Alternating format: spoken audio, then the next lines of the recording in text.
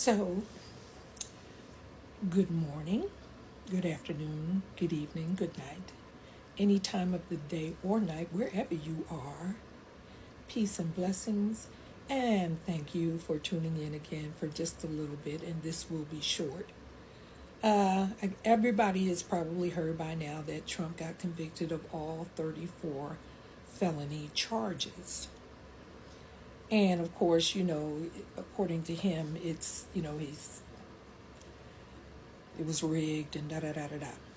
And okay, we know that's what Trump is going to say because that's what he always says.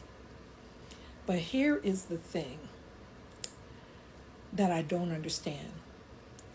Now, the Constitution does not say that a person with a felony cannot stand in the office of the President of the United States of America.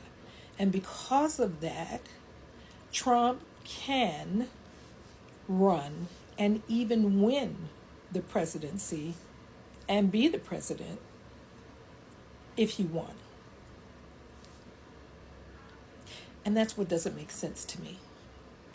You can have a person who has the least of the felonies, but a felony nonetheless, on his or her record, and they are prohibited from voting for the rest of their life. They cannot vote because of that felony, let alone other things that they're banned from, like, social services and things of this nature, that, they that they can't get because of that felony. Yet, this man who has 31 felonies, and we're counting, and the reason I say we're counting is because he actually has been charged with 91. 31 of those felonies he has been convicted on. But he has 31 convictions, felony convictions, and he still, according to the Constitution, may run for and potentially win the office of the President of the United States of America. Now, something is wrong with that picture, y'all. Something is wrong with that picture. Speaking of pictures, these pictures, I'm in my grandson's room. So these pictures are my grandson's pictures. But anyway, I digress. Something's wrong with that. Something's wrong when somebody can have 34 felonies and still potentially become the president of these United States. So, what I am here to say is that we need to speak out against this. We need to call our congressmen. We need to call our representatives, and state and congressmen, and let them know that this doesn't make sense. Now, if the Supreme Court can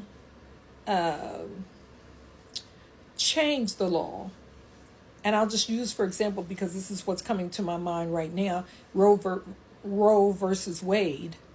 If they can change that, then they can change this law that says a felon can be president of these United States of America.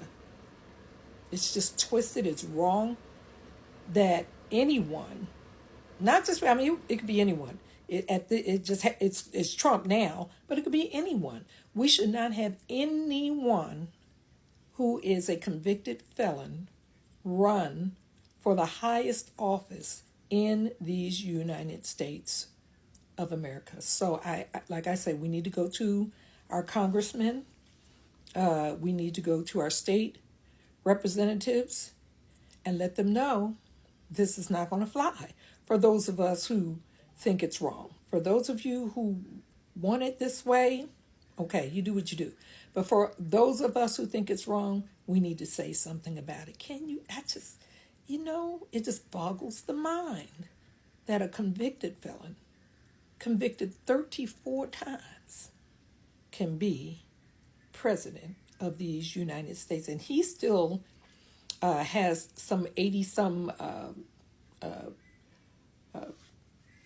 convictions charges that he is facing.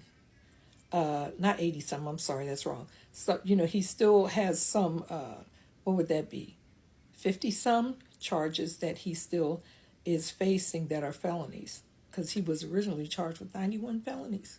So I'm just saying, y'all, if we want to change things, we have to do things to change it. Okay? So that's it. I'm still working on a whole lot of stuff. I have been so busy. Y'all would not believe the things that I've had to attend to lately. But and it's all good. It's nothing bad. But you have to do what you have to do. So what I will say is, as soon as I can get back on course and back on a steady beat, I will be back on a more regular basis. But just food for thought. How would you feel about having a president that has been convicted of 34 felonies in these United States? Does that sit well with you? And don't answer me. Send your answers to your representatives. All right, that's it. I will be back again sometime soon. Thank you so much for joining me here. Peace and blessings to you all. And until next time, stay woke.